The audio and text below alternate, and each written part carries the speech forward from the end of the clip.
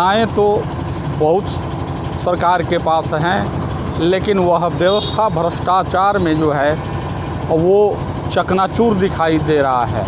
जैसा कि हमारे उत्तर प्रदेश में जब सरकार आई तो उन्होंने भू माफियाओं से लेकर के तमाम जो ऐसे भ्रष्टाचारी थे उनके भ्रष्टाचार को जो है वो दूर करने की बात कर रहे थे, लेकिन वो भ्रष्टाचारी या वो माफिया भी आज तक भी जो है अपना पैर जमाए हुए हैं।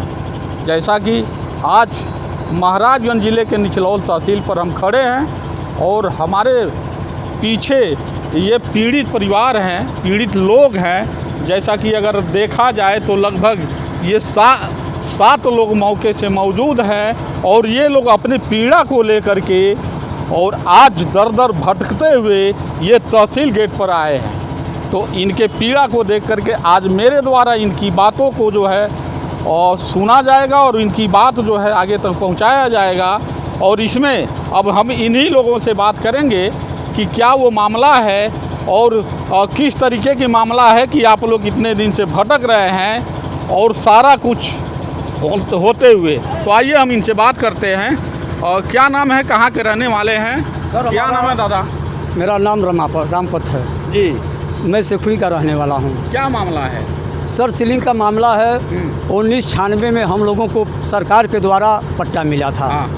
और जब लेखपाल कानगो हमारे गांव में ज़मीन नापने के लिए गए, उस समय जुमे का दिन था, शुक्रवार, और मिली जुली भगत होने के कारण लेखपाल और कानगो लगे लोग जुमा पढ़ने, और हम लोग 20 आदमी लट्ठा और खूंटा लेकर के खड़े थे ग्राम प्रधान के दरवाजे पर। बारिश हो रहा था, उसमें भीग रहे थे।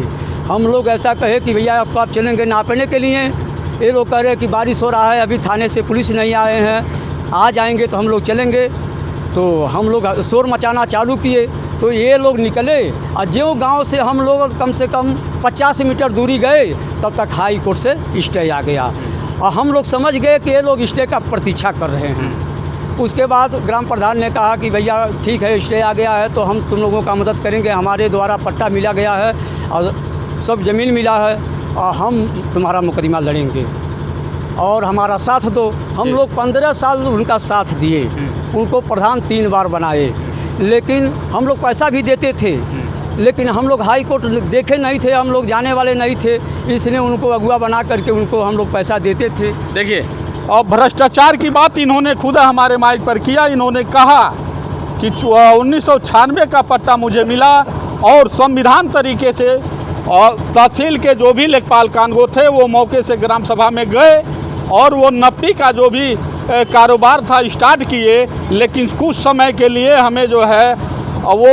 कहे कि हम नमाज़ पढ़ने की हमारी ज़रूरत है, हम नमाज़ पढ़ने को लेकर के और उसी में गोलमाल करके और इनके ज़मीन को नहीं नापा गया। फिर आगे हम देखते हैं ये क्या कहते हैं। तो सर जब हम लोग स्टे आ गया तो हम लोग वापिस आ गए। ग्राम प्रधान ने कहा हम तुम्हारा मुकदमा लड़ेंगे, तुम लोग हमारा साथ दो।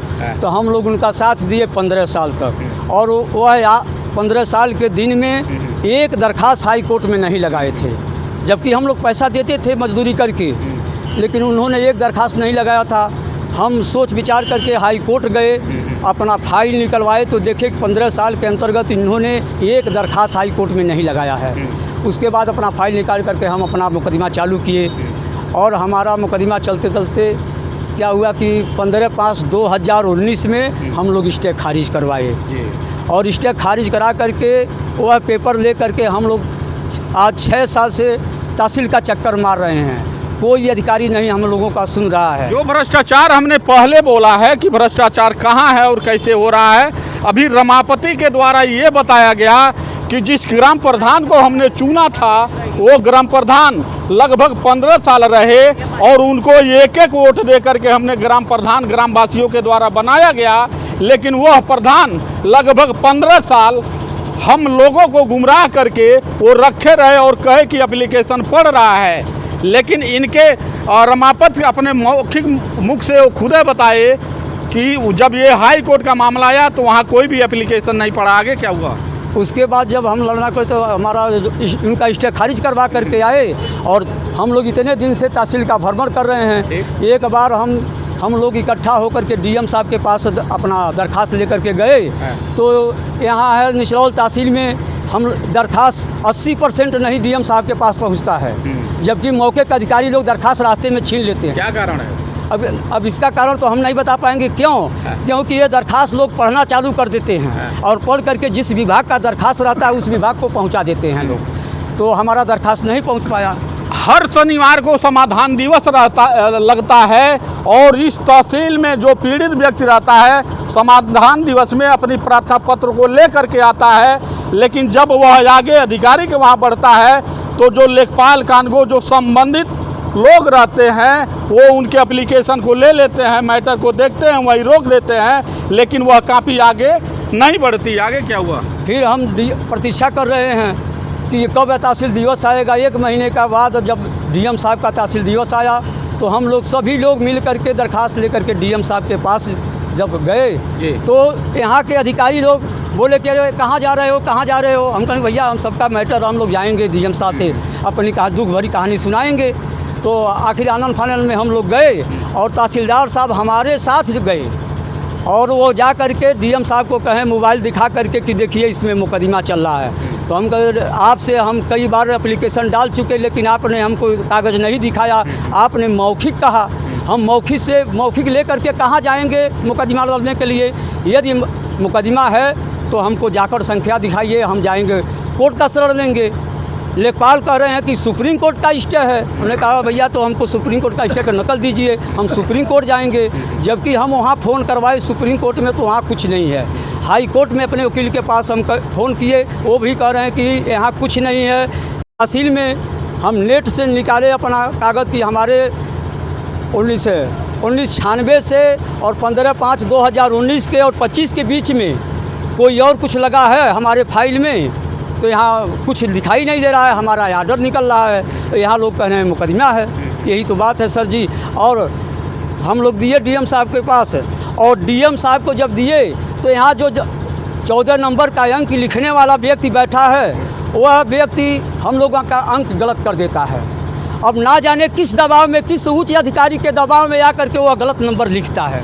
अधिकारी महोदय जो जिले के हैं वो चाहे वो प्रदेश को, वो देखिए जो समाधान दिवस में जो प्रार्थना पत्र आते हैं और वो प्रार्थना पत्र ले लिए जाते हैं और इनका नंबर ले लिए जाते हैं, लेकिन उस नंबर पर वो दूसरे का नाम चढ़ा दिया जाता है और इनका जो है हटा दिया जाता है। लेकिन यानी ये क्या कहा जाएगा, ऐसे भोले भाले लोगों को जो है सरकार के जो करिंदे हैं वो गुमराह करते रहते हैं। ये क्या हाथ में लिए हैं? सर ये देखिए, एक बार हम डीएम साहब अनुन्य झा साहब थे जी, उनके शासनकाल में हम उनको ऑनलाइन दरख्वास्त दिए थे और ऑनलाइन दरख्वास्त का ये पेपर निकला था जी।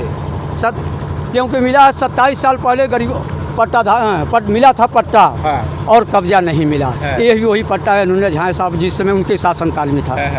वही कागज़ लेकर के हम आज तक रख करके लेकर काफ़ी दिन पुराना जो है ये पेपर है। जो पेपर पत्रिकाएं जो होते हैं वो सरकार के वहाँ सरकार के फाइल में माने जाते हैं, लेकिन 27 साल पहले ज़मीन का मिला था पट्टा, लेकिन अभी भी वो जो है फाका मार रहा है और उसके आगे जो है ऐसे भोले भाले लोगों को जो है कोई न लाभ मिला। क्या ज़मीन मिली आपको? नहीं सर, कहाँ ज़मीन है?